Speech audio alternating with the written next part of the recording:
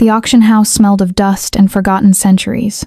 Cordelia stood before the portrait as candlelight pooled across its gilded frame, and she felt the peculiar sensation of being watched, truly watched by something that had learned to hold a gaze for longer than any human heart should allow. The painting was old, easily 3 centuries, rendered in oils so rich they seemed wet even now.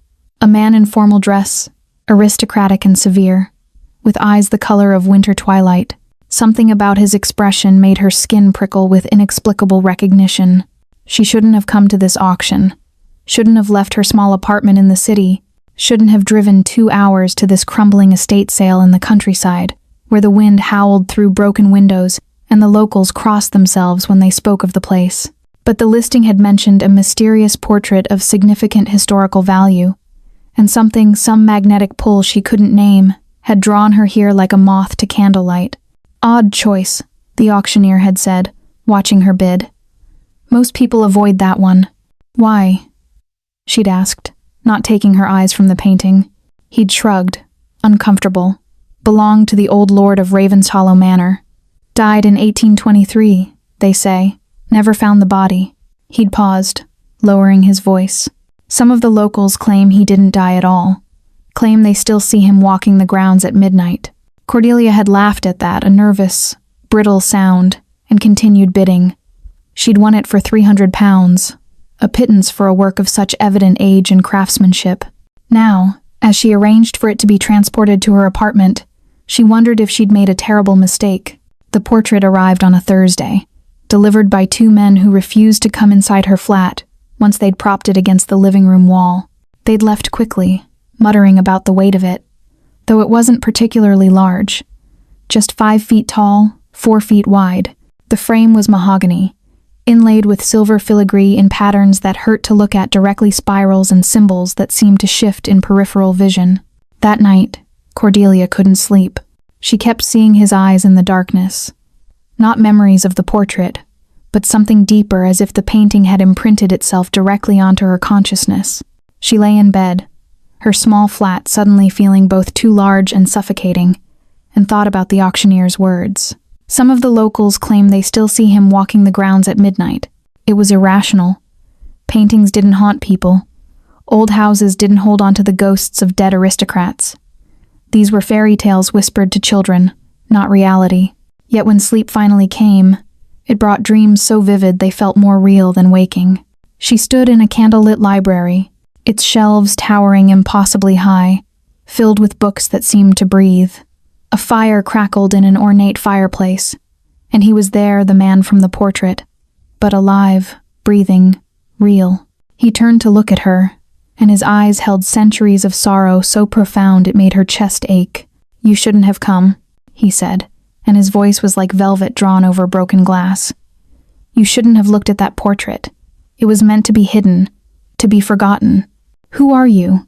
she tried to ask, but no sound came. He stepped toward her, and she could see his hands trembling. "I am what Mercy forgot," he whispered. "And you?" His hand reached toward her face, and she could feel the cold radiating from his skin before he even touched her. "You are what I cannot touch without destroying." She woke, gasping, her sheets soaked with sweat, her heart hammering against her ribs. The dream faded as consciousness reasserted itself, but not entirely. She could still smell the library's leather and candle wax, could still feel the phantom chill of his nearness. Cordelia sat up in bed, trembling, and stared into the darkness of her bedroom. What was happening to her? The nights became a pattern of haunting dreams and restless, interrupted sleep. Each night, the dreams grew more vivid, more specific. She saw his face clearly now, high cheekbones, a sharp jaw, a mouth that held cruelty and suffering in equal measure. She heard his voice speaking to her in whispers, telling her fragments of a story she didn't understand. They called it a blessing, the ritual. Holy water and sacred words spoken over my newborn head. My mother was a saint, they said. My father a prince. I was meant to bring light to the world. But the ritual went wrong. Or perhaps it worked exactly as God intended. There are some among us who believe damnation is simply light reversed. That darkness is simply love inverted. I have walked this earth for 342 years, Cordelia. I have watched empires crumble, watched mortals love and die and be forgotten, and I have never been able to touch another living thing without bringing it death. By the second week, she was obsessed.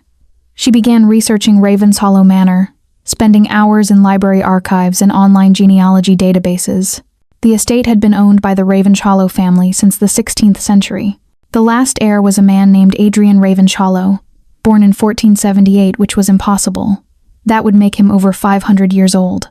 According to the fragmentary records she found, Adrian had been the subject of intense religious scrutiny. There were whispers of strange ceremonies, of a baptism that had gone catastrophically wrong. One monk's journal, dated 1501, contained a single passage. The boy shows no mark of God's grace, despite the Archbishop's most holy efforts.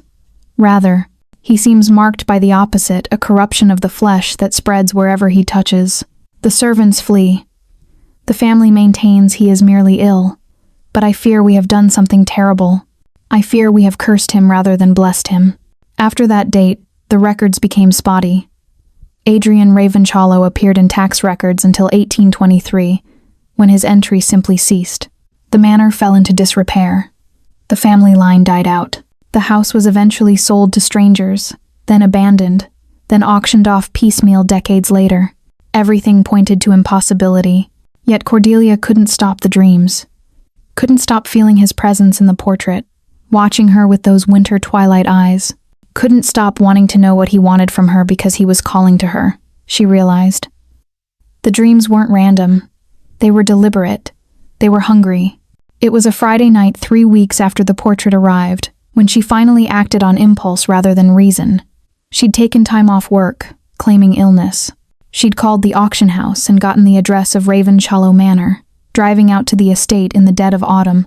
When the sun set before 5 o'clock, and the shadows seemed to move independently of their objects, the manor was worse than she'd imagined. 3 stories of crumbling stone and ivy, windows like empty eye sockets, a wrought iron gate long since rusted into a twisted mockery of elegance.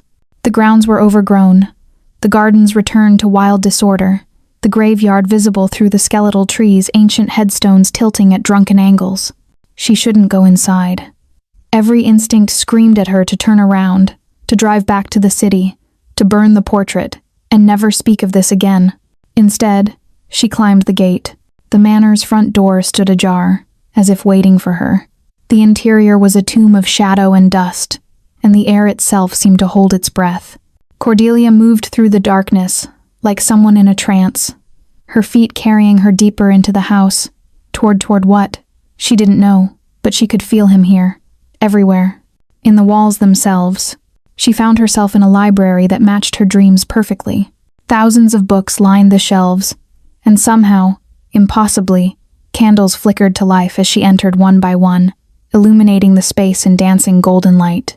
The fireplace roared to sudden life, flames leaping up the chimney as if eager to greet her. And then he was there, materializing from the shadows like condensed darkness taking form. Adrian Ravenshollow stood before her, exactly as the portrait showed him, but with the terrible vitality of the living. His eyes were the color of winter twilight, and they held the weight of centuries. "Cordelia," he said, and the way her name sounded in his voice was like a prayer and a curse intertwined. "You came." She should have been terrified. Instead, she felt a strange sense of homecoming, as if every moment of her life had been leading to this exact instant. "What are you?" she whispered. His laugh was soft, broken, beautiful. "I am the answer to a prayer that was never meant to be answered. I am what happens when God's mercy runs out." He took a step forward, and she could see his hands clenching into fists. "I am dying, Cordelia. Slowly, across centuries. And you," his voice dropped to a ragged whisper, "you are the only thing that has ever made me want to live." She didn't run. That was the first impossibility. The first crack in the foundation of everything Cordelia understood about survival and self-preservation. She stood in that impossible library, watching a man who shouldn't exist regard her with eyes that held the desolation of abandoned centuries. And she didn't run, didn't scream, didn't even reach for her phone to call for help, as if help existed for whatever this was. Instead, she whispered, "How long have you been waiting?" Adrian's expression shifted something vulnerable, flickering across features that seemed carved from marble. He moved deeper into the library, his movements fluid and wrong, as if his body occupied space differently than other living things. He was dressed in formal wear that belonged to another era. A waistcoat embroidered with silver thread, a cravat tied with the precision of someone who had learned elegance when the world was younger. "Since the moment you opened that auction listing," he said, not turning to face her. "Since you felt the pull and followed it, even knowing better, even understanding on some level what you were walking toward." He ran a hand along the spines of books, his fingers trembling slightly. "Or perhaps I have been waiting since 1478, when they forced that holy water into my mouth and whispered Latin over my helpless infant form, and something broke inside me, something that was always meant to break." Cordelia moved forward, drawn by a gravity she couldn't name. The library seemed to exist outside normal space, the shelves stretched upward into shadow. The floor beneath her feet was soft as moss, though it appeared to be stone, and the books themselves seemed to breathe. Some of them were ancient, their leather bindings cracked with age. Others looked freshly bound. She realized with a start that they bore handwritten spines, as if he had written them himself across the centuries. "Your handwriting," she said, touching one of the more recent volumes. "On all of these. A habit of the cursed," Adrian said quietly. "I write to remember. Write to prove that I exist, that I was here, that the centuries are real, and not simply a fever dream from which I cannot wake. 300 years of journals, novels, philosophical treatises, poetry, all of it, documenting a single man's descent into isolation and hunger." He paused. "And then you purchased my portrait, and for the first time in decades, the pull became active." "Pull?" She turned to face him fully. "I don't understand." He finally looked at her, and the force of his gaze nearly drove her to her knees. Those winter twilight eyes held intelligence and suffering and something else, something that made her skin prickle with a feeling she couldn't define, but that burned through her like fever. "Blood calls to blood," Adrian said, his voice barely audible.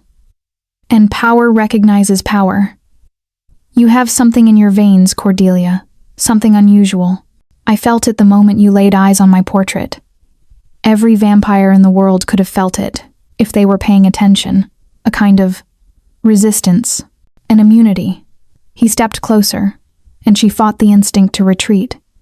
"When I am near you, my hands do not tremble with the need to destroy. When I look at you, the hunger, the endless, gnawing hunger quiets into something almost bearable." "That's not possible," she breathed. "Vampires aren't real?" He smiled, and it was devastation itself. "Yes, well, here I stand, reality made flesh. Or something masquerading as reality, at least." He held out his hand, and she could see the tension in it, the control it took for him not to simply reach out and touch her. "Your immunity is rare. I have encountered perhaps 5 mortals in 300 years who did not collapse into fever or seizure when I drew near. Your ancestor, I believe your great-great-grandmother, was one of them. A woman named Eleanor. She was kind to me, in her way. Before she died, she made me promise I would find you, that I would protect you." "That's insane," Cordelia said, but she didn't move away. "My great-great-grandmother died in 1923. How could she possibly have made that promise in a letter written in blood and sealed in a crypt beneath this manor, dated 1921, that I would not open until the moment you walked through these doors?" Adrian finished. "Yes, I know it sounds insane. Everything about this is insane. But some of us, those of us who have lived long enough, we begin to see patterns in destiny. We begin to understand that God, if he exists, has a terrible sense of humor." Cordelia's mind reeled. She thought of her family history, the conversations she'd overheard as a child about a relative who'd married a man nobody in the family approved of, who died young under mysterious circumstances, whose name was rarely spoken. "Eleanor," she whispered. "She had your eyes," Adrian said, and there was infinite sadness in his voice. The same color, the same way of looking at the world as if there was tragedy in every shadow but beauty worth the risk. She spent a single winter here, 41 days between November and January, and in that time she became the only thing I had cared about in 200 years. He turned away, moving to the fireplace. "When she left, I thought I would finally go mad. that the hunger would consume me entirely. But she left me a promise, and every night for the past century, I have waited for you. That's not I can't. Cordelia felt her legs weaken. She sank into a nearby chair, which appeared solid and real beneath her, upholstered in deep crimson velvet. Why? Why would she do that? Why would you wait? Adrian stood with his back to her, his shoulders tense. When he spoke, his voice was layered with centuries of longing. Because your great-great-grandmother understood what I had only begun to learn, that a curse is only a curse if we accept it as one. That perhaps, if there existed someone who could touch me without burning, without dying, without flinching away from what I am, perhaps then, I might learn to be something other than a predator, a monster, a thing of pure hunger and destruction. He turned back to her, and his eyes held a question so profound it seemed to shatter the space between them. Your immunity is not random, Cordelia. It's in your blood, a gift passed down through Eleanor's line. But more than that. He paused, seeming to struggle with the words. Your immunity is also a challenge, a test. Because while you cannot be killed by my touch, you can still be hurt by my hunger. You can still be destroyed by my need. And that terrifies me far more than my own damnation ever could. Cordelia found herself standing, crossing the space between them. Every rational part of her mind screamed in protest, but her body moved of its own accord, drawn by a gravity older than reason. What do you want from me? She asked. Adrian's laugh was broken glass wrapped in silk. I want to touch your face without burning it. I want to hear you speak my name and not wonder if you're doing so under compulsion. He stopped, his composure fracturing. I want to love something mortal and imperfect without destroying it. And I suspect, based on the dreams you've been experiencing, that you want it too. She should deny it. She should run. Instead, Cordelia lifted her hand and, before she could second-guess herself, pressed her palm against his cold cheek. Adrian gasped, an involuntary sound of shock that resonated through the library like a tuning fork vibrating at a frequency that shattered glass and made reality waver. His eyes fell closed, and for a moment, he simply stood there, experiencing the sensation of human touch, as if it were resurrection itself. Oh God, he whispered. Cordelia, A sound cut through the moment, a low, dangerous sound from somewhere in the manor. A howl, almost, but not quite animal. Adrian's eyes snapped open, and suddenly, he looked exactly like what he was. A predator, ancient and dangerous, recognizing the presence of something else in his territory. We're not alone, he said grimly, and he pulled her behind him, shielding her with his body. Something has followed you here, something that knows what you are. And in that moment, Cordelia understood that her life had irrevocably changed, and that the darkness she'd invited into her existence was only just beginning to unfold its wings. The sound came again closer now, echoing through the manor's corridors like wind through a tomb. Adrian moved with supernatural speed, positioning Cordelia behind an ornate mahogany desk while he faced the library's entrance, his body transforming. It was subtle at first, a tightening of his jaw, a slight extension of his canines, but unmistakable. The aristocratic gentleman was being replaced by something far more dangerous. Stay behind me, he commanded, his voice now layered with harmonics that made the air vibrate. And do not, under any circumstances, show fear. Predators can taste fear, and there is at least one in this house who would use it as an excuse. Before Cordelia could ask what he meant, a figure materialized in the library doorway. She was stunning, achingly, preternaturally beautiful with skin like porcelain and eyes of burning amber. Her hair fell in dark waves past her shoulders, and she wore a ball gown from another era, the silk so rich it seemed to absorb light rather than reflect it. When she smiled, her fangs were entirely visible, completely unguarded. Adrian, the woman purred, her voice dripping with mockery and something darker possession. I wondered when you would finally emerge from your monastery of books, and I see you've acquired a pet. Her gaze fixed on Cordelia, and the heat in those amber eyes made Cordelia's skin crawl. Oh, how delicious, how absolutely intoxicating. She smells of, the vampire's nostrils flared, of immunity, of power, of things that shouldn't exist in mortal flesh. Valentina, Adrian said, and there was a warning in his tone that should have killed the other vampire where she stood. You are trespassing. This manor and all within it are under my protection.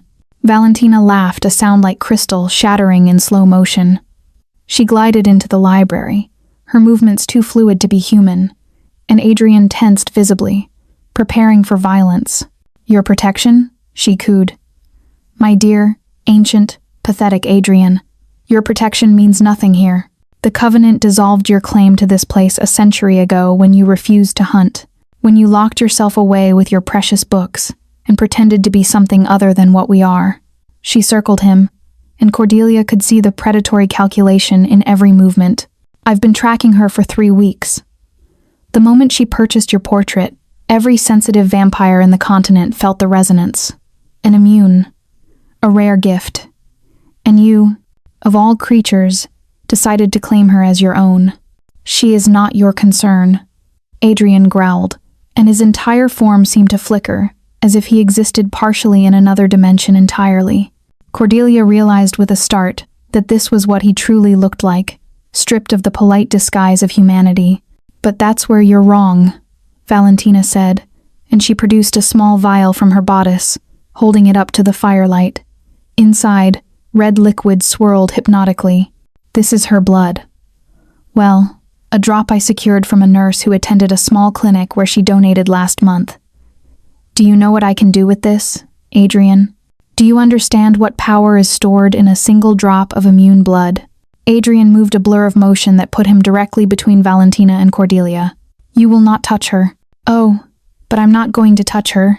Valentina smiled, and suddenly she was surrounded by others, 3 additional vampires, male and female, their forms shifting between human and something else. The Covenant Council sent me. They want to meet her. They want to understand her nature, study her genetics, perhaps even use her to create more of her kind. Imagine it. Adrian, an entire army of immortals who could walk in daylight, who could survive on something other than blood. It would change everything. Cordelia's heart hammered against her ribs. She'd gone from theoretical disbelief in vampires to being the object of an actual supernatural kidnapping attempt in the span of an afternoon. The surreality of it might have been funny if the danger weren't so tangible, so immediate. Adrian's response was apocalyptic. The temperature in the library dropped so sharply that frost began forming on the window panes. The candle's flames turned an icy blue, and a sound emanated from him, not a roar, but something deeper, a vibration that seemed to come from the earth itself. The Covenant has no authority here, he said, and his voice was absolute. This is my sanctum, my last place of sanctuary, and she is my... He paused, and Cordelia felt the weight of unspoken words. She is under my protection. You will leave this manor, or I will ensure that your Covenant receives 3 fewer members than it currently possesses. Valentina's smile turned vicious. The fallen noble threatens the council. How delightfully pathetic. You've spent so long hiding that you've forgotten what you are, Adrian, what you're capable of. You could have ruled empires, commanded legions, walked openly as a god among men. Instead, you chose a library and loneliness. She gestured to her companions. Take the girl. They rushed forward. What happened next was almost too fast for Cordelia's eyes to follow. Adrian moved like a phantom, intercepting the vampires before they could reach her. He was fighting not with weapons, but with his bare hands, moving with a speed and grace that transformed violence into something almost beautiful. It was a blur of motion, fangs, claws, fire, and darkness. But he was holding back, Cordelia realized. He was fighting to incapacitate rather than to kill. It was a hesitation born from centuries of trying to be something other than a predator, and it was costing him. Valentina seized the opportunity.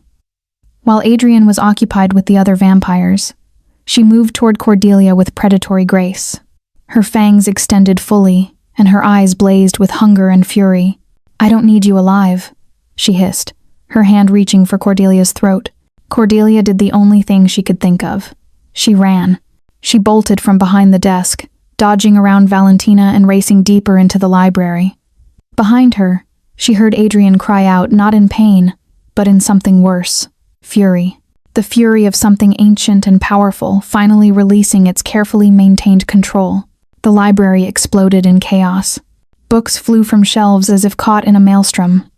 The fireplace roared, flames extending across the ceiling in a column of blue-white heat. The air itself seemed to shimmer and tear. Cordelia ran blind, following instinct and panic, and found herself in a corridor she hadn't known existed. She stumbled into a ballroom, vast and impossible, chandelier lit despite the manor's derelict state. The floor was polished marble, the walls lined with mirrors that reflected infinity.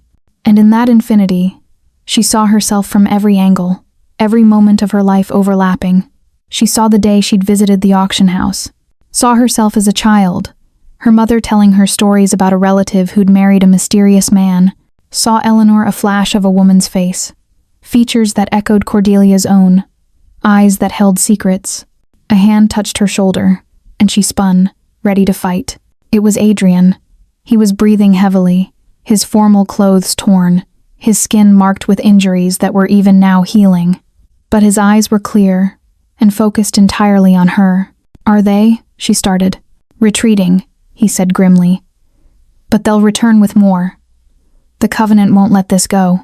An immune mortal is too valuable, and Valentina will be determined to prove her worth by bringing you to their council." "Then we need to leave," Cordelia said. "We need to—" "No," Adrian cut her off. He looked at her with an intensity that made her breath catch. "No running. Not anymore. If we're going to survive this, you need to understand what you are, what you're capable of, what I am, and what becoming bound to me would mean." He extended his hand to her across the moonlit ballroom. "There is a ritual, Cordelia, a blood ceremony that the Covenant doesn't know about. An old covenant, older than their laws. If we complete it, if you willingly give of your blood while I give of my immortality, we become something new, something neither of us is alone, something the Covenant cannot touch without destroying themselves." Cordelia looked at his outstretched hand, pale, elegant, deadly. "What you're asking," she whispered, "is for me to become immortal. I'm asking," Adrian corrected softly, "for you to choose. Not my darkness, but partnership with it. Not eternal hunger, but eternal presence. Not a curse, but a covenant." Behind them, in the distance, she heard the sound of vampire wings. The Covenant was returning, and in that moment, standing in an impossible ballroom reflected in infinite mirrors, Cordelia made a choice that would echo across eternity. She took his hand. Adrian led her through the manor's depths, like a man navigating not through physical space but through memory itself. Candlelit corridors transformed into crypts carved with ancient symbols. Staircases spiraled downward into chambers that shouldn't exist. Spaces where stone walls wept, crimson liquid, and the air itself seemed sentient. "What is this place?" Cordelia asked, her voice echoing strangely in the confined darkness. "The heart of Raven's Hollow," Adrian said, not slowing his pace. "Built by my grandfather in the 15th century as a sanctuary for blood magic practitioners. He believed that vampirism wasn't a curse, but an ascension, a form of divine punishment that could be transformed into divine blessing if one knew the proper rituals." Adrian's laugh was bitter. He was wrong, of course, but some of his knowledge proved useful. They descended further, past chambers that held remains Cordelia preferred not to examine too closely, past mirrors that reflected nothing, past doors carved with script in languages that predated modern history. Finally, they emerged in an underground cathedral.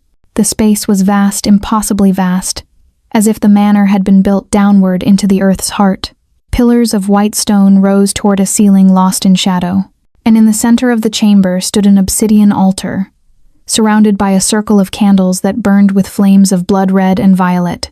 "This is where it happened," Adrian said, releasing her hand and moving toward the altar.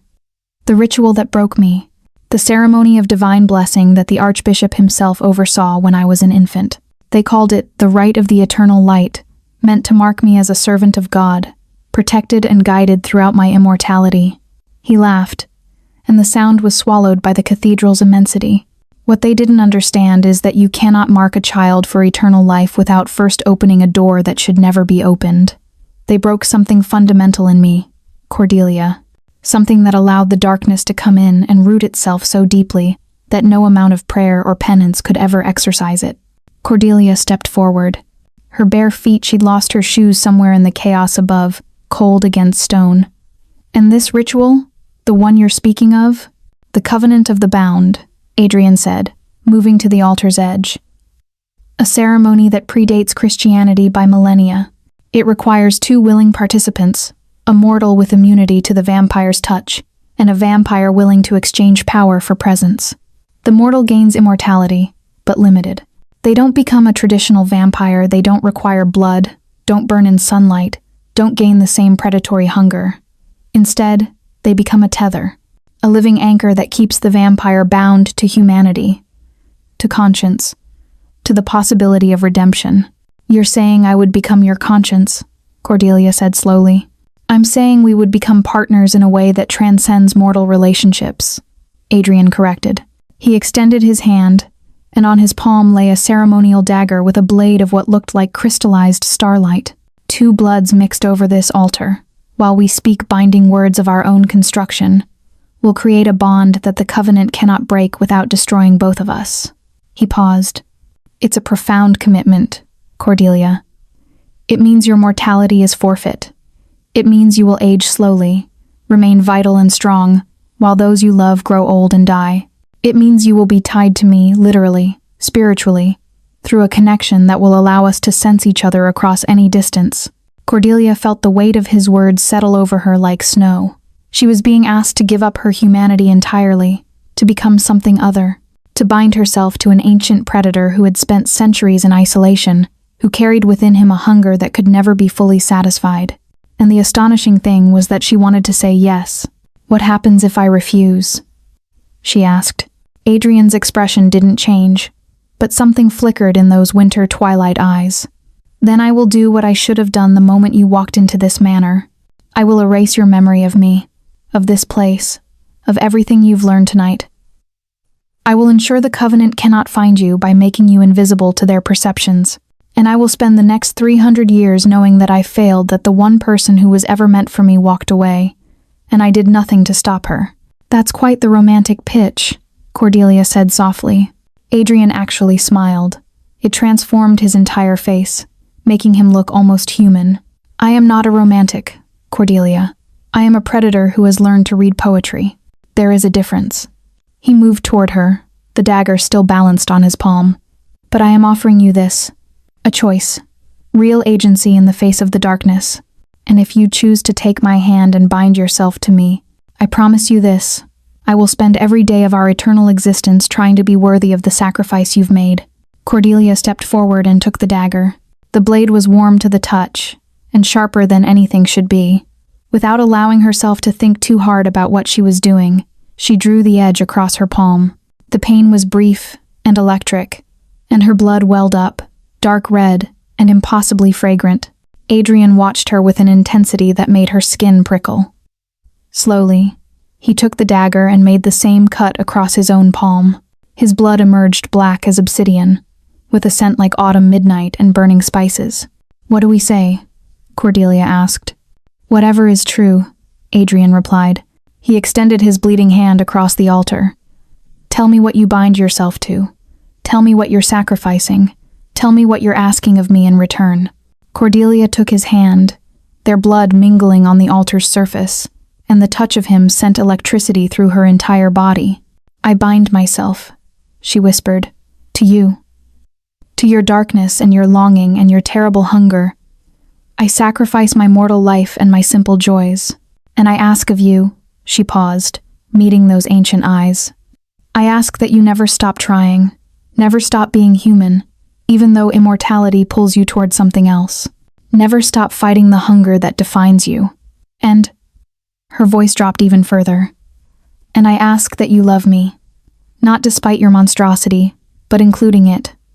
All of you, the damnation and the divinity, twisted together. Adrian's hand tightened on hers. I bind myself to you. I sacrifice my isolation and my endless nights of solitude.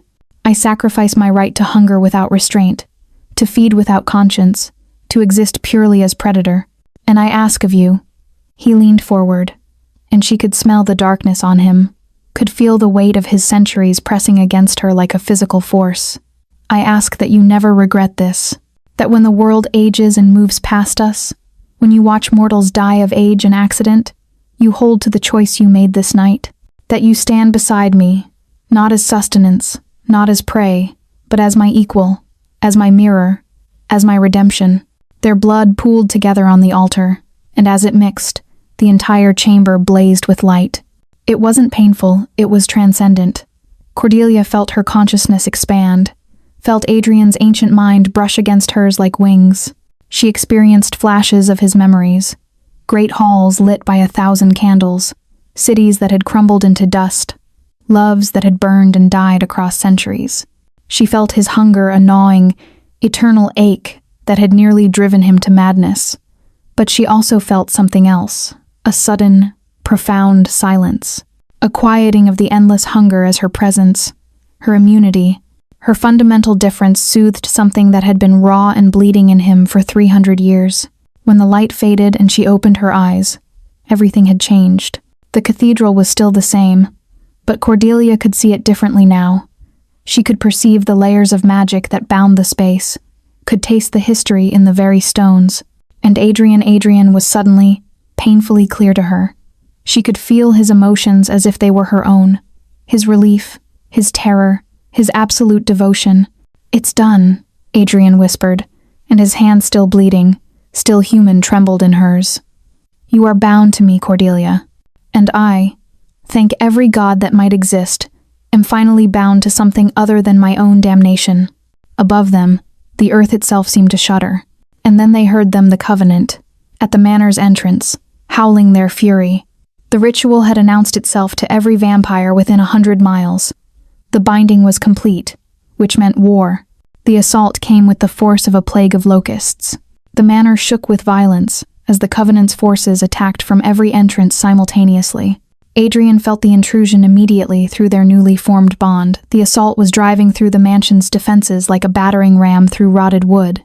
He pulled Cordelia close, their hands still intertwined, their mingled blood now part of the cathedral's ancient stones. "We need to move," he said urgently.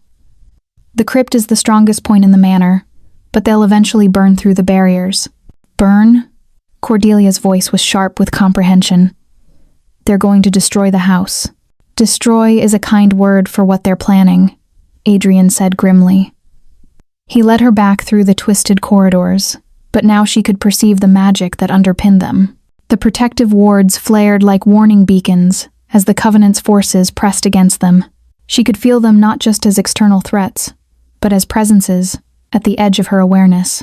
Through Adrian, she was experiencing what he experienced, the predatory hunger of other vampires, their fury at being defied. The library was already burning by the time they reached it. Flames consumed the mahogany shelves, and Cordelia felt Adrian's anguish like a physical blow. 300 years of journals, research, poetry, centuries of a solitary man trying to make meaning from immortality were turning to ash before their eyes. "No," Adrian breathed, and he moved toward the flames as if to save them. Cordelia caught him, gripping his wrist. "Adrian, we have to go.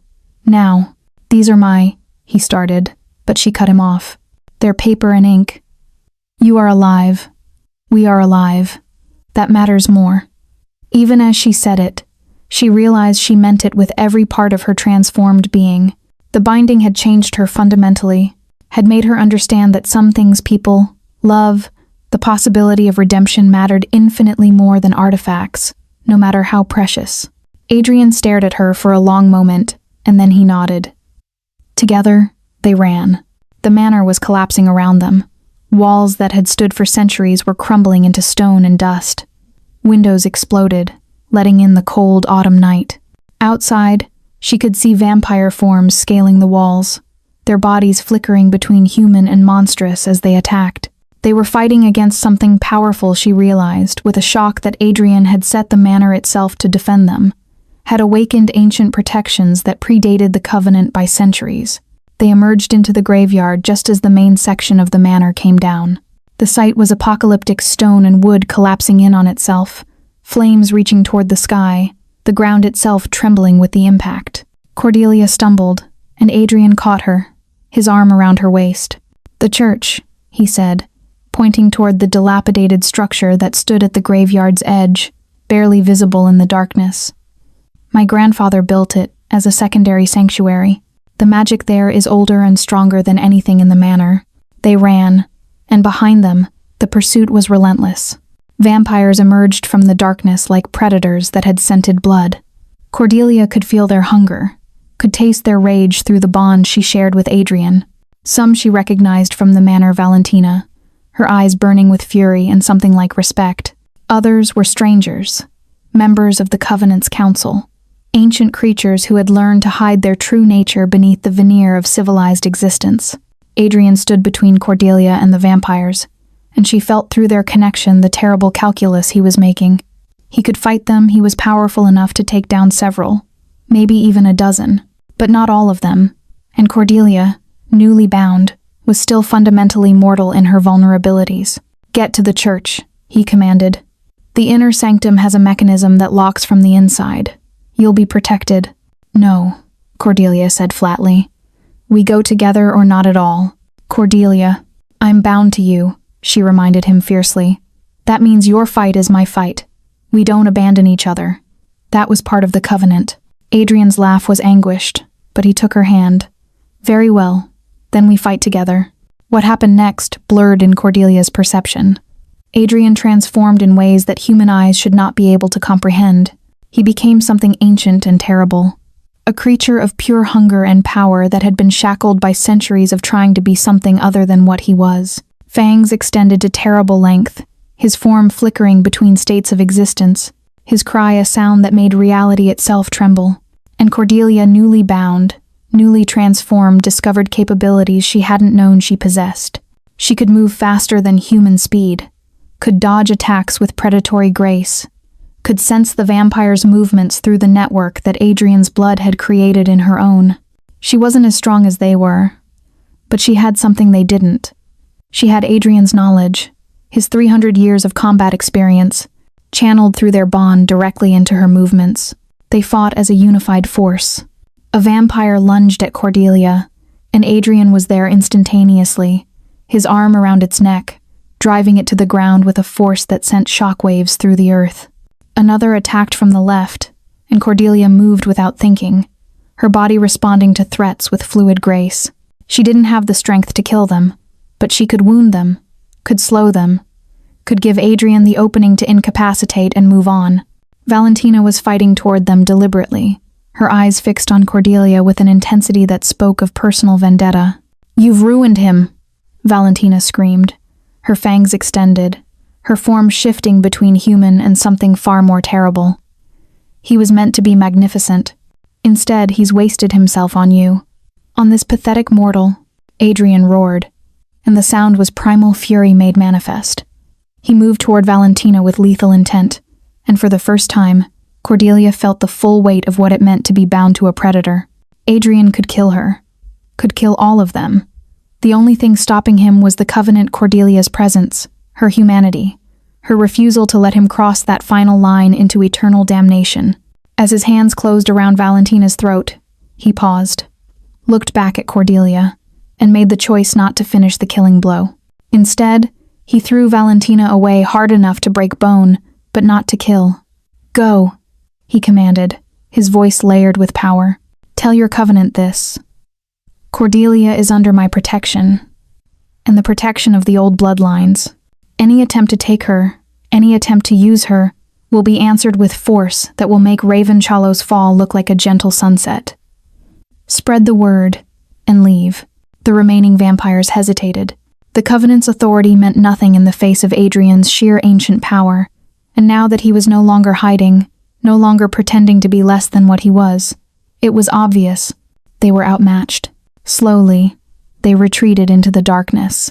When the last vampire had vanished, Adrian turned back to Cordelia. He was breathing heavily, still in his monstrous form, and she could feel the terrible hunger radiating from him, the need to feed after that exertion, the impulse to hunt. "Can you?" she started. "I can," Adrian said, "but I won't." He transformed back into human form, and he looked hollowed out. "That's what our covenant means, Cordelia. I choose you over the hunger, every time, even when it costs me." She moved to him and took his face in her hands, and he leaned into her touch like a man dying of thirst, finally finding water.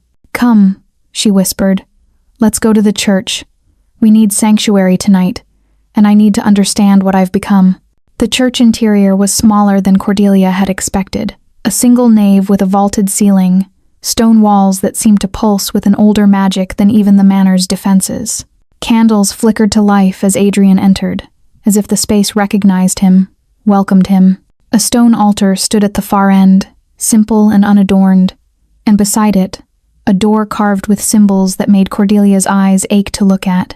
Adrian led her to that door and placed his hand against the ancient wood.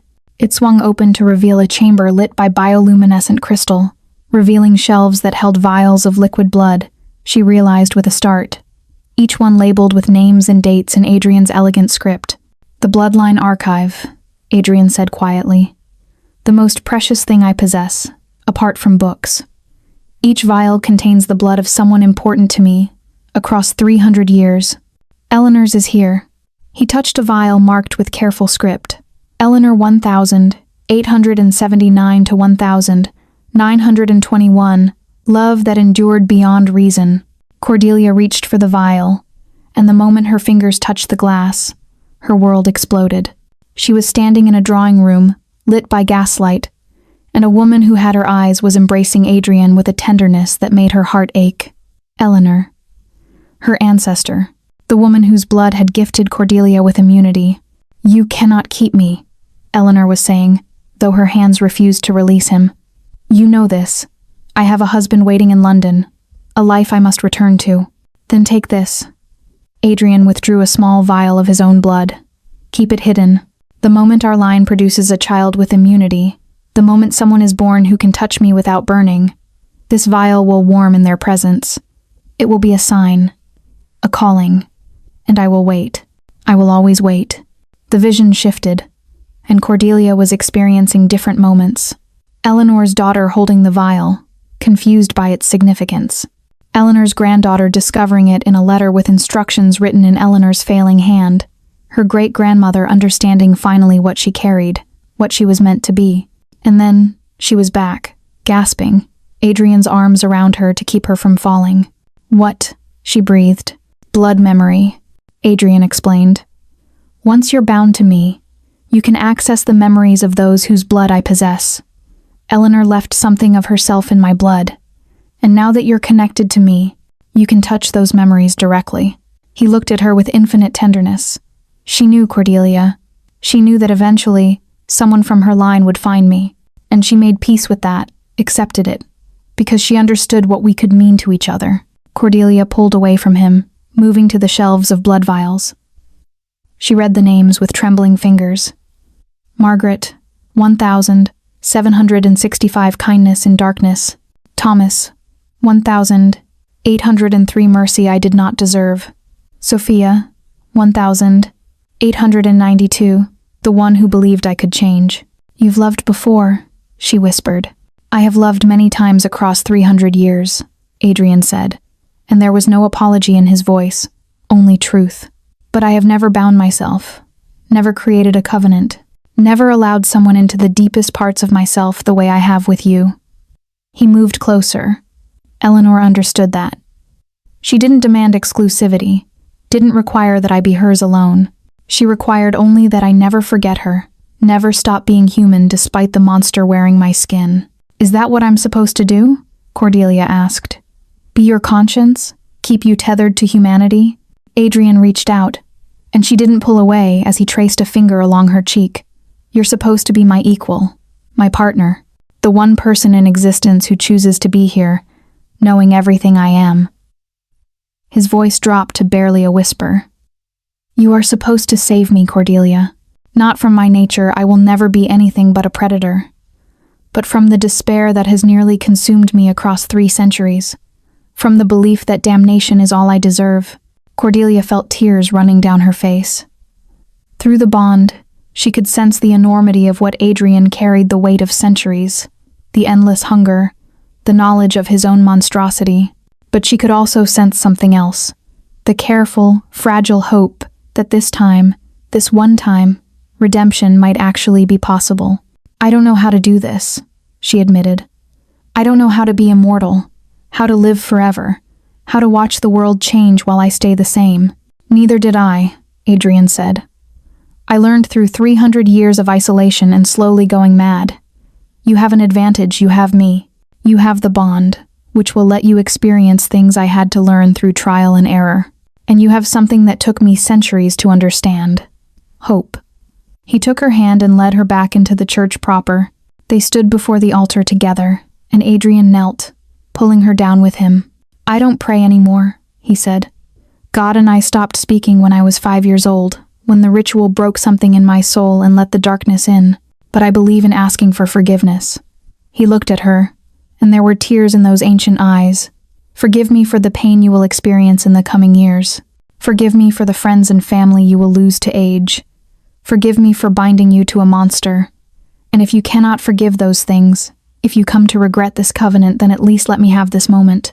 Let me have the belief that it was possible, even if only for an instant." Cordelia kissed him. It was tender and desperate and absolute. Their blood was intertwined now. Their essences merged in ways that transcended physical passion. She could taste the darkness on him, could feel the predator beneath the aristocrat's bearing, and she wanted it all. Wanted the danger and the hunger and the terrible knowledge that they were, together, something the world had never seen before. When they broke apart, Adrian rested his forehead against hers. "The covenant will come again," he said quietly. "They won't accept that I've removed myself from the game. They'll view you as an existential threat, the possibility that immunity can be created, that vampires might ascend beyond the hunger. They'll move heaven and earth to capture you, study you, potentially use you to transform themselves. Then we'll face them," Cordelia said. "Together. That's what a covenant means, isn't it?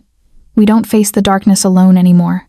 Adrian pulled back, and his smile was heartbreaking in its beauty and sorrow. "Yes, that is exactly what it means." Outside the church, the ruins of Ravenshollow Manor smoldered against the October sky. Everything Adrian had built across centuries, everything he had believed would anchor him to his past, was burning away. But inside the small stone sanctuary, two creatures, one immortal and ancient, one newly bound and mortal, no longer held each other against the coming darkness, and neither of them was afraid. For the first time in 300 years, Adrian Ravenshollow knew what it meant to believe that redemption was possible. And for the first time in her life, Cordelia knew what it meant to love something that could destroy her, and choose, consciously and deliberately, to stay. 3 days of hiding in the sacred space of the old church. 3 days during which Cordelia transformed, not physically, but fundamentally. Her body remained largely human, bearing the marks of her mortality in the way she breathed, and her heart still beat. But everything else shifted. She could taste colors now, could smell the passage of time and the aging of stone. She could sense the Covenant's hunters moving through the countryside, searching for her and Adrian like dogs on the scent of something exotic. Through the bond, she was learning to access Adrian's memories, not the violent ones yet, which he carefully shielded from her, but the intimate moments. She had experienced Eleanor's love directly, had felt the sweetness of the winter afternoons they'd spent together before Eleanor had to return to her mortal life. She had experienced grief, Adrian's grief, the way it had nearly destroyed him when Eleanor aged and died while he remained eternally fixed at the moment of her loss. "This is why I said yes," Cordelia whispered, lying beside him on the stone floor of the church as candlelight painted their skin in gold and shadow. "This is why I could bind myself to you, because you've already loved and lost. You know how to grieve. You know that mortality is precious exactly because it ends." Adrian was gazing at the vaulted ceiling, and his expression was complicated, beautiful and broken, and impossibly sad. "I thought I had learned," he said quietly. "After Eleanor, after decades of pain that nearly drove me to madness, I thought I understood the cost of loving something that ages. But you are different, Cordelia. You won't age, won't wither. Our bond bought you something Eleanor could never have, an eternity to build something real together. Unless the Covenant kills me," Cordelia said practically. Adrian's arm tightened around her. "That will not happen. I would tear down the world before allowing that." On the 4th day, there was a knock on the church door. Adrian moved with inhuman speed, shielding Cordelia behind an ancient stone column, his form already beginning its transformation into something far more dangerous. But Cordelia could sense through the bond what he was sensing. The visitor brought no predatory hunger, no supernatural rage, only profound sadness and resignation. Adrian opened the door to reveal a figure that made Cordelia gasp. She was unmistakably mortal, dressed in the practical clothes of a hunter, marked with scars that spoke of battles with creatures that should have killed her. Her hair was silvered despite her youthful face, and her eyes held the particular weariness that came only from staring into the abyss too long. "Lysander," Adrian said, and there was something in his voice, a recognition, but also a question. "Adrian," the woman replied, and her voice was soft, devastated. "I need to speak with you." And with her, she looked at Cordelia with eyes that held secrets. Alone from the Covenant, away from their networks. Just 3 people in a dying sanctuary, speaking truth. Adrian was clearly caught between instincts, the predator wanting to protect, the man wanting to understand. After a long moment, he stepped aside.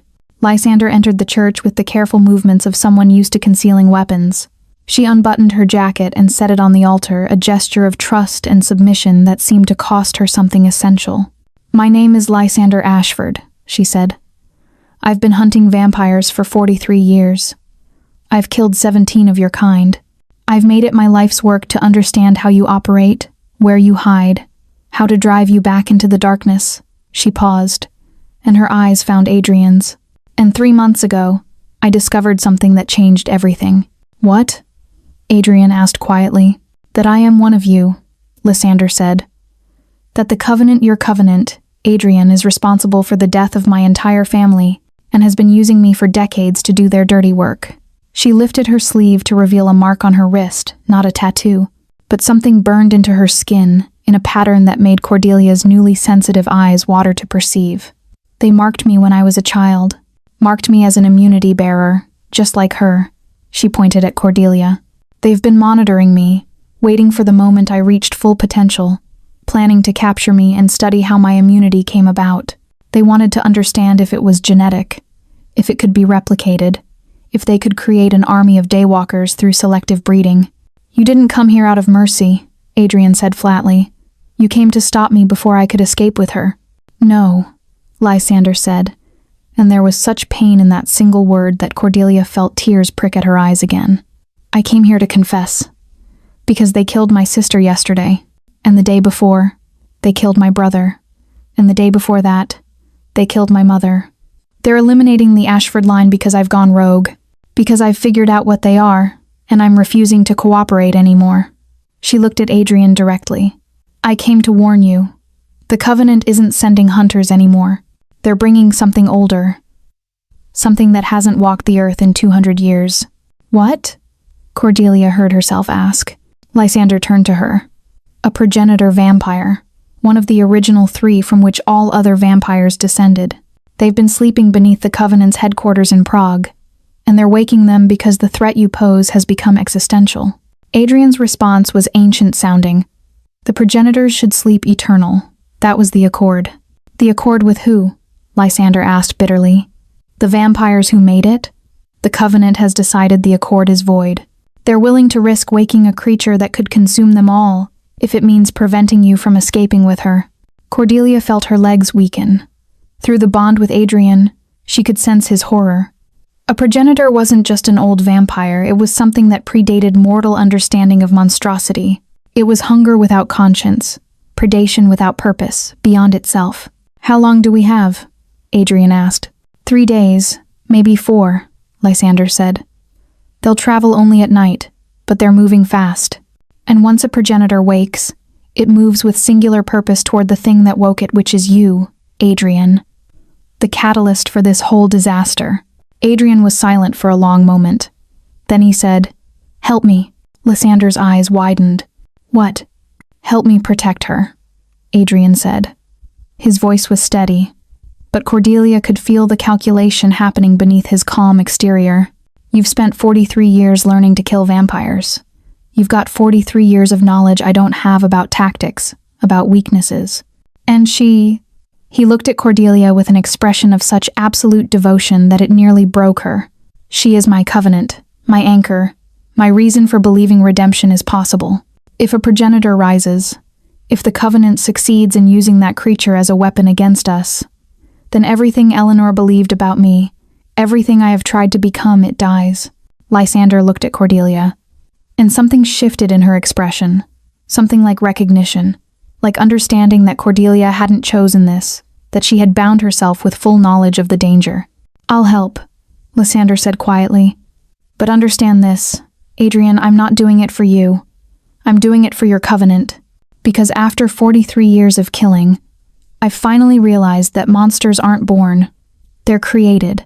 And maybe if we survive this, if we stop the Covenant and put that progenitor back to sleep, we can stop creating them." Adrian extended his hand, and Lysander, the vampire hunter turned reluctant ally, took it.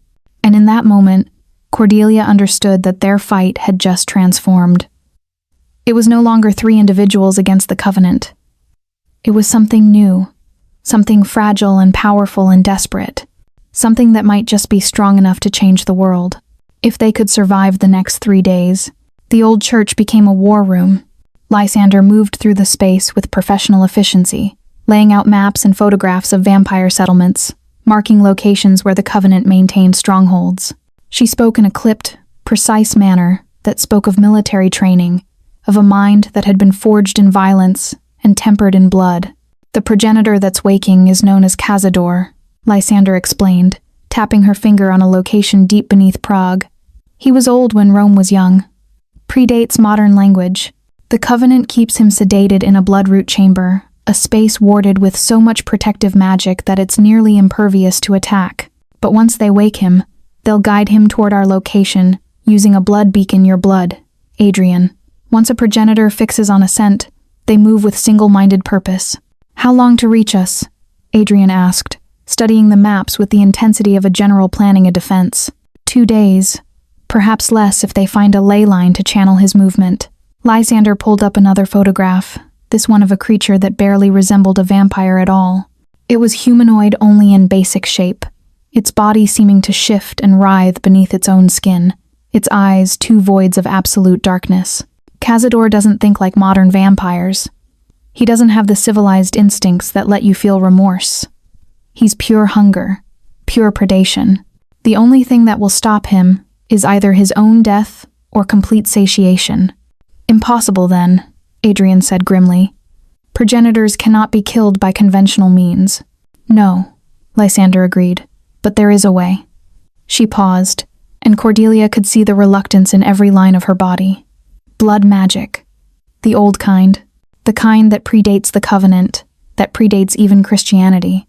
If you could perform a binding ritual, the kind where a mortal offers their blood freely to create an anchor that can hold even a progenitor in place, you might be able to contain it long enough to return it to the bloodroot chamber." Adrian's head snapped toward Cordelia, and she felt his fear through the bond like a physical blow. "No," he said flatly. "Absolutely not. It's the only way," Lysander said quietly. "There must be another option," Adrian said, his voice rising. "Cordelia is newly bound. The ritual would require her to offer not just blood, but something more fundamental. Her will, her consciousness. She would have to maintain the binding while conscious and present, which means... It means I would be bleeding into the progenitor while trying to hold it in place," Cordelia finished. She understood now what Lysander was suggesting. "The magic would flow through me. I would feel everything it feels. Experience its hunger, its age, its monstrosity, directly." "Yes," Lysander said, and there was such regret in her voice that Cordelia almost believed her. "But if you didn't, we would have no chance at all. Adrian would be consumed. The progenitor would consume the entire region, maybe more. The Covenant would have won." Cordelia felt Adrian's grip on her hand tighten to the point of pain, but she didn't pull away.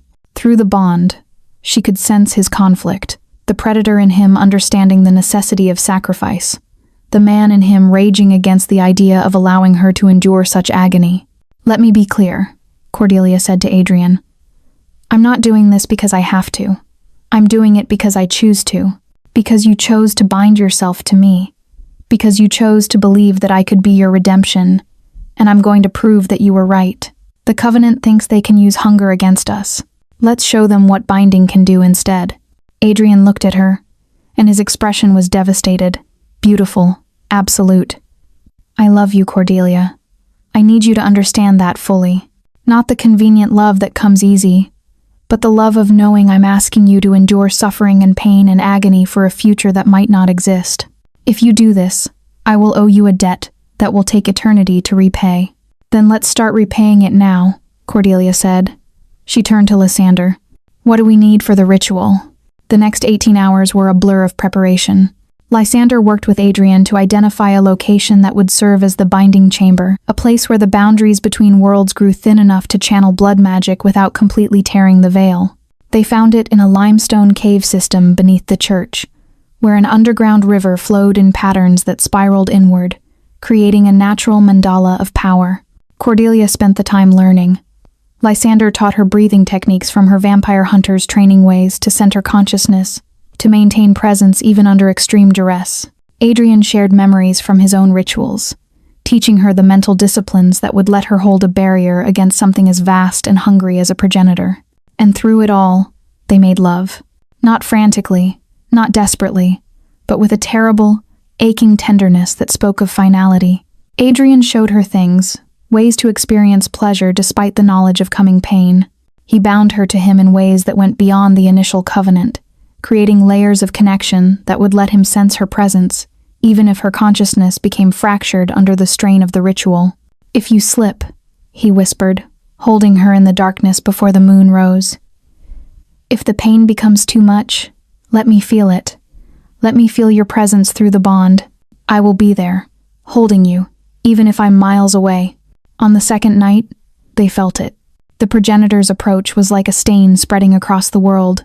The boundary between natural and supernatural grew thin enough to see through, and in that space, they could perceive Cazador, an ocean of hunger given shape and hunger given will. The covenant was driving it forward, their magic lashing it like a rider on a desperate horse. Adrian moved Cordelia into the binding chamber as midnight approached. The cave had been prepared with circles of salt and blood and symbols that predated written language. In the center stood an altar, similar to the one in the church above, and beside it, a basin of water drawn from the underground river, mixed with herbs and minerals that smelled of age and power. The Covenant is about to release the final wards, Lysander reported from her position above, where she was monitoring the progenitor's approach. Minutes now. Adrian drew Cordelia into his arms one final time. I will be waiting on the other side of this, he said. No matter how long it takes, no matter what you experience, I will be here, and I will not let you fall. He kissed her then, pouring everything into that embrace, 300 years of longing, of isolation, of the belief that redemption was impossible, but also hope, a terrified, fragile hope that maybe, just maybe, this one time, love would be strong enough to overcome damnation. When the kiss ended, he placed her hand over his heart. She could feel it beating slow, eternal, powerful. Through their bond, she felt his presence anchor around hers, solid as stone. Now, she whispered, and the binding began. The moment Cordelia's blood touched the ritual basin, the world inverted. She wasn't in the cave anymore, or rather, she was in the cave, but also in a space that overlapped with it. A space where the barriers between physical and spiritual had collapsed entirely. She could perceive multiple realities simultaneously. Cazador's approach, through the night-dark landscape. Adrian's presence, like a lighthouse beacon somewhere beyond her. Lysander's fierce determination as she prepared weapons that would do nothing against such a creature. Then the progenitor arrived. It didn't enter the cave so much as emerge from everywhere at once. Cazador was ancient beyond comprehension, older than nations, older than gods, older than the very concept of morality. When it became aware of Cordelia's consciousness, it turned its attention fully toward her, and the force of that attention nearly annihilated her. The hunger was worse than anything Adrian had ever let her experience through the bond. It was an abyss, a void, an endless ache that made the predatory need of modern vampires look like a kitten's mule of hunger. Cazador had spent millennia sleeping, and every moment of that sleep had only sharpened the edge of its appetite. Cordelia felt her mind beginning to shatter under the weight of it. This was madness. This was impossible. No human consciousness could withstand even a fraction of what she was experiencing. And then she felt Adrian. Not through the bond, but directly. He was in the cave with her, his consciousness bleeding into hers, his will reinforcing her own. She realized he had broken the protocol, had moved beyond the protective circle, despite knowing it would expose him to Cazador's hunger. Together, his voice said, though she couldn't tell if it was external or entirely within her mind. Remember, Cordelia, we are bound. What you bear, I bear. What you endure, we endure together. He was right. The pain didn't diminish, but it became bearable. She was no longer alone under the weight of the progenitor's need. She was held by Adrian's consciousness, anchored by their covenant, supported by the shared understanding that this moment was worth the cost. Cordelia opened herself to the binding magic and began to channel. It was like becoming a conduit for an electrical storm. Power flowed through her, power drawn from the earth, from the water, from the very fabric of magic that underlay reality. The symbols on the cave floor blazed with light that had no source, and the binding began to take shape. Cazador raged against it. The progenitor's hunger transformed into fury, as it realized what was happening, that a mortal and a fledgling vampire were weaving chains from pure magic, anchoring it to this place, this moment. It thrashed against the binding with the force of a creature that had never known constraint.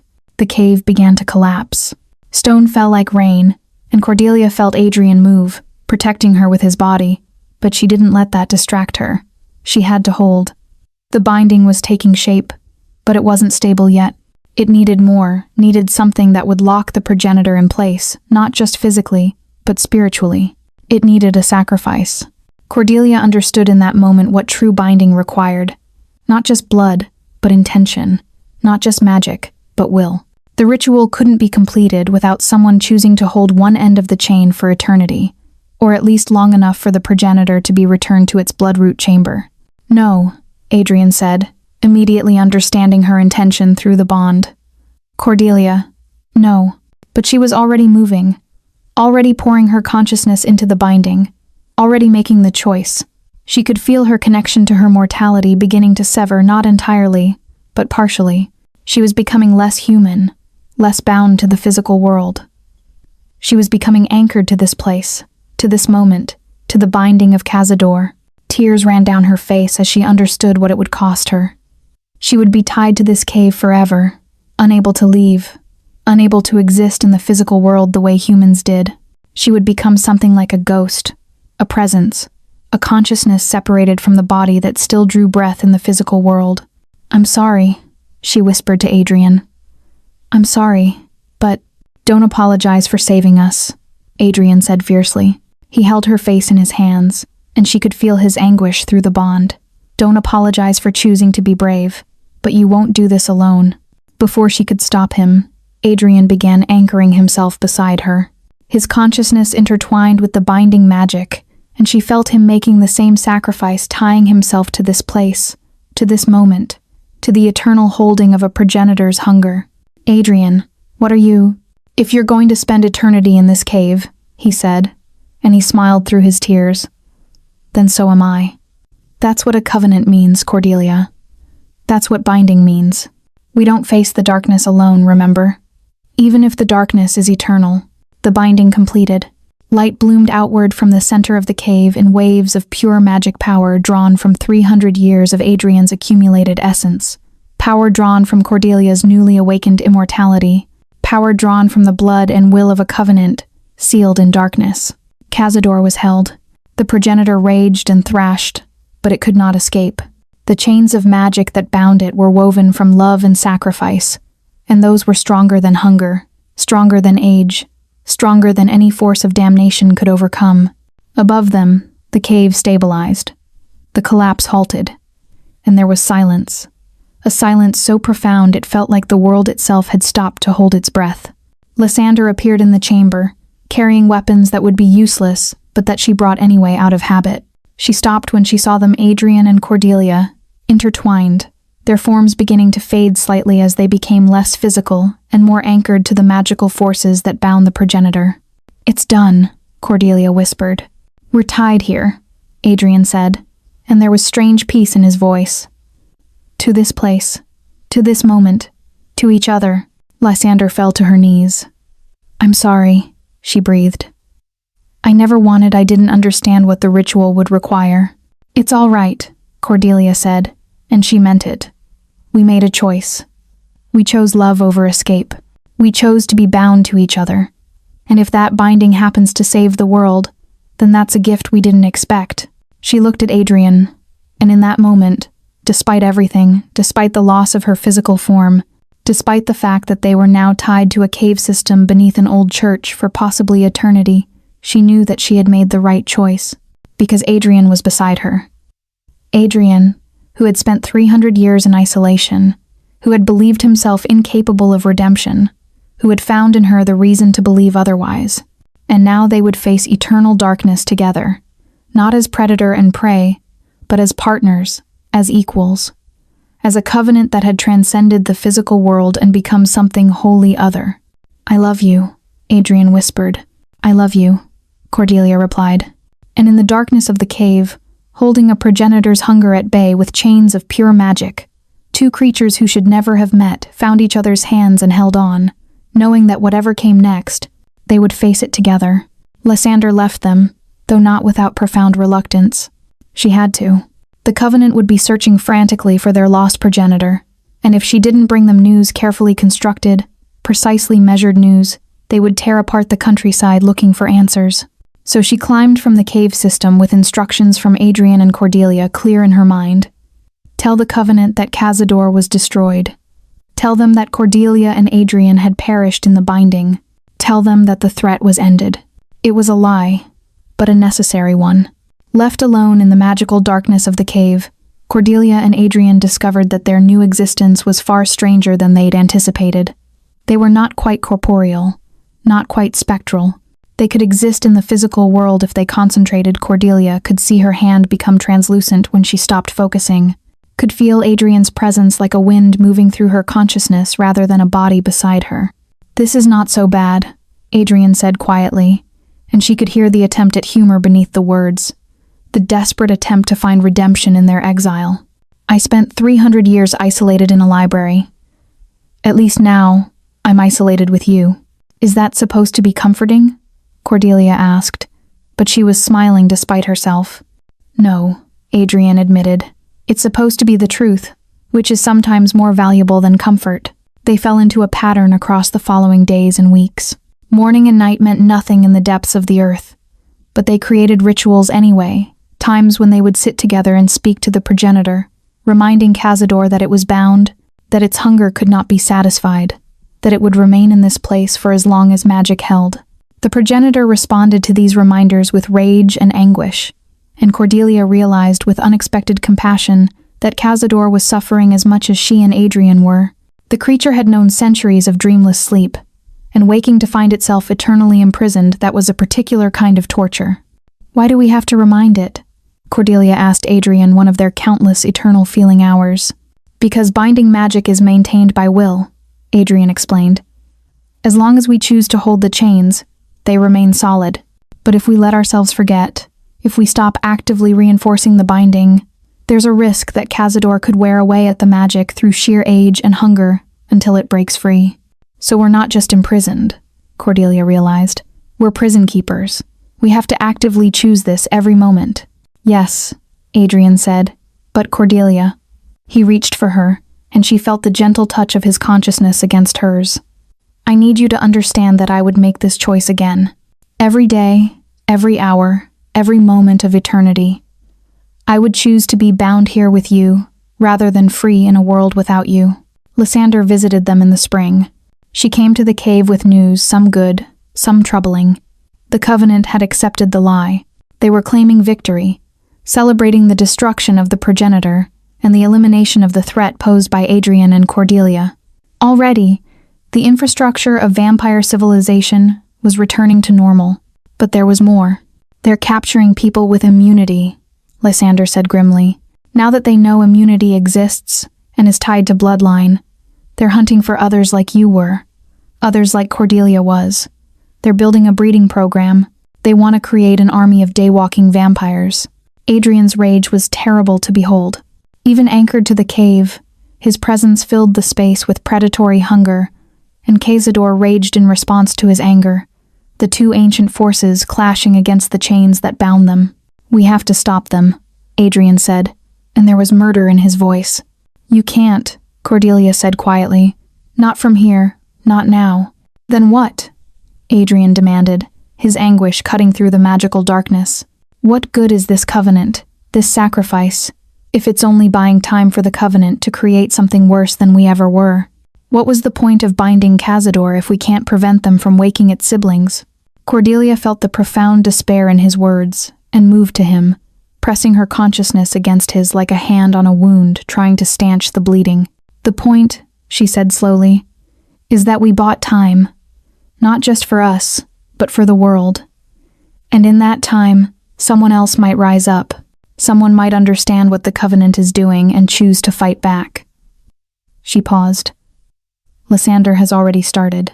She's gathering people, mortal hunters, awakened vampires who realize what the covenant is, even some immunity bearers who are fighting back. "We aren't the only ones refusing to accept the covenant's darkness, Adrian. We're just the ones who are bound." Adrian held her consciousness against his, and slowly, the rage subsided into something more complex, a terrible hope mixed with the knowledge that his redemption had come at the cost of eternal imprisonment. "Tell them," Adrian said to Lysander. "Tell the resistance that I will hold Cazador for as long as my will lasts. Tell them that Cordelia is here with me, and that we will not allow the progenitor to escape.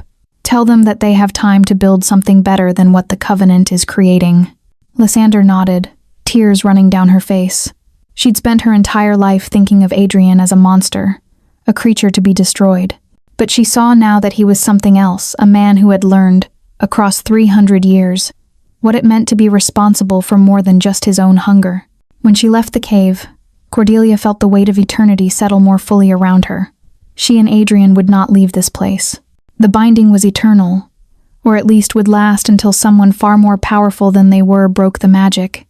And that power did not exist, not anymore, now that the progenitors slept, or died, or whatever fate Cazador had been consigned to. But as she settled into Adrian's consciousness, as she felt his presence become part of the very structure of the magical binding, she realized that this wasn't completely terrible. Yes, they were prisoners. Yes, they were bound to a darkness that would never end. But they were prisoners together, and that made all the difference. "Do you regret it?" Adrian asked her that night, as the stars moved somewhere above the cave system, unreachable and eternal. "No," Cordelia said, and she meant it with every part of her being. "I regret what the covenant has become. I regret that the world still has to fight for freedom from their hunger. But I don't regret binding myself to you. Even like this. Especially like this." Adrian's laugh echoed through the cave system, not bitter, but tinged with the strange humor of those who have sacrificed everything and found it somehow sufficient. "Then we are truly bound," he said. "Not just by magic, but by choice. Every moment of eternity, choosing each other over freedom."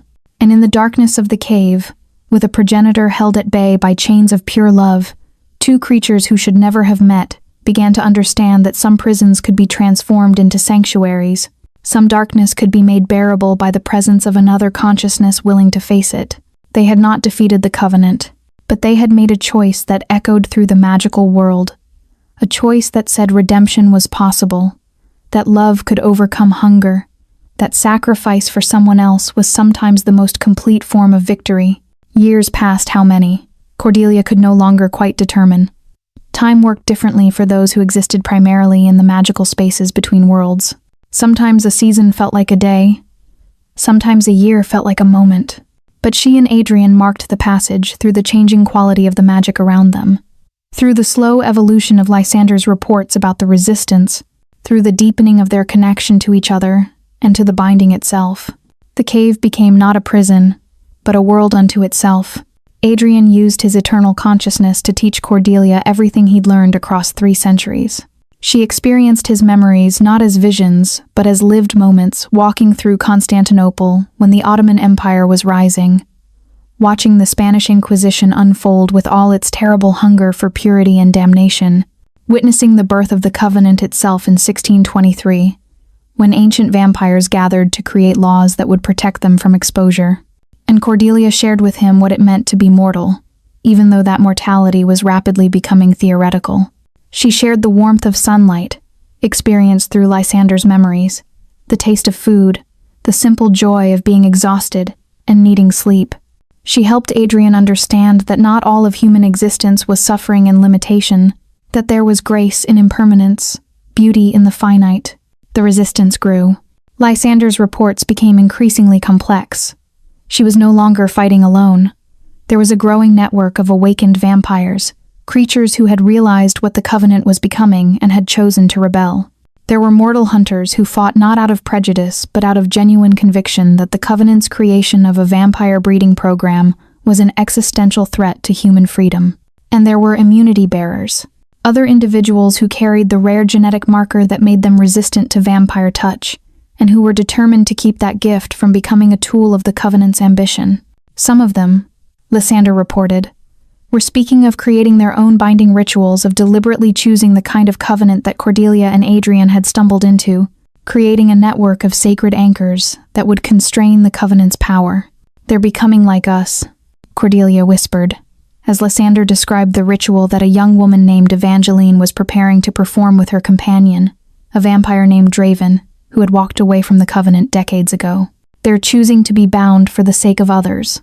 "Yes," Adrian said, and there was something in his consciousness that felt like peace. "Your sacrifice is rippling outward, Cordelia. What you and I chose to do in darkness is teaching others that transformation is possible, that love can overcome hunger, that binding can be a gift rather than a curse." But not everyone in the magical world accepted these changes. The Covenant's response was violent and swift. They couldn't access the cave where Cordelia and Adrian held Cazador. The binding magic was too strong, too reinforced by daily acts of will and love, but they could attack the resistance elsewhere. They could hunt immunity bearers. They could try to destroy the network that was growing up around the idea of redemptive covenant. Lysander's visits became increasingly urgent, increasingly desperate. It was on one of these visits, when she was reporting that the Covenant had executed 3 immunity-bearer children in an attempt to terrorize the resistance, that Cordelia felt something shift in the balance of the magical world. A new force was rising.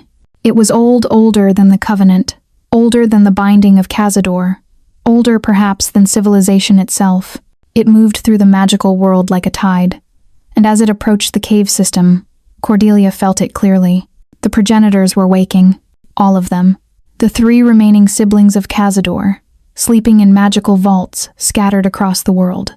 Something about the intensity of the conflict, the concentration of magical power being used in the resistance, and the Covenant's response, had disturbed them. They were beginning to stir. "No," Adrian said, and his fear was absolute. "If even one of them fully wakes." "We'll hold them," Cordelia said, though even she could hear the uncertainty in her voice. "We held Cazador. We can." But Adrian was already pulling away from her, his consciousness fragmenting as he attempted to extend the binding magic beyond the immediate cave system. What they discovered was horrifying. The binding that held Cazador in place was drawing power from them. Yes, but also from something else, from a kind of sympathy magic that connected it to the other progenitors. They were locked together across the centuries, their fates intertwined. If one breaks free, Adrian realized with dawning horror, the binding on the others weakens exponentially. "We can't hold all 4, Cordelia. We can't." "Then we'll have to be creative," Cordelia said. And even as the words left her, she was understanding what would have to happen. The binding they had created was strong because it was born from love and choice, but love and choice could be replicated. If they could reach out to the resistance, if they could coordinate with the other immunity bearers and their vampire partners, they might be able to create additional bindings. They could anchor the other progenitors in the same way they had anchored Cazador, with magic woven from sacrifice and devotion. She immediately began reaching out through the magical network, using the connections that had formed between her and Lysander and the resistance fighters to send her message. "I need you," she called across the distance. "I need immunity bearers and vampires willing to sacrifice everything. I need those who love each other enough to choose imprisonment for the sake of freedom. I need you to understand what we did in darkness, so that you can replicate it in light." The response was immediate. Evangeline and Draven were the first to answer. They traveled to a cemetery in Paris and performed a binding ritual for another progenitor sleeping beneath the city. The magic was unstable at first. They nearly failed, but with Adrian's guidance filtering through Cordelia's message carrying, they managed to anchor it properly. The cave became 4 instead of 1. Others followed. A pair of immunity bearers named Rosalind and Thaddeus bound a progenitor in the mountains of Scotland. A young man named Cassius and his resistance fighter partner bound another in the depths of the Atlantic.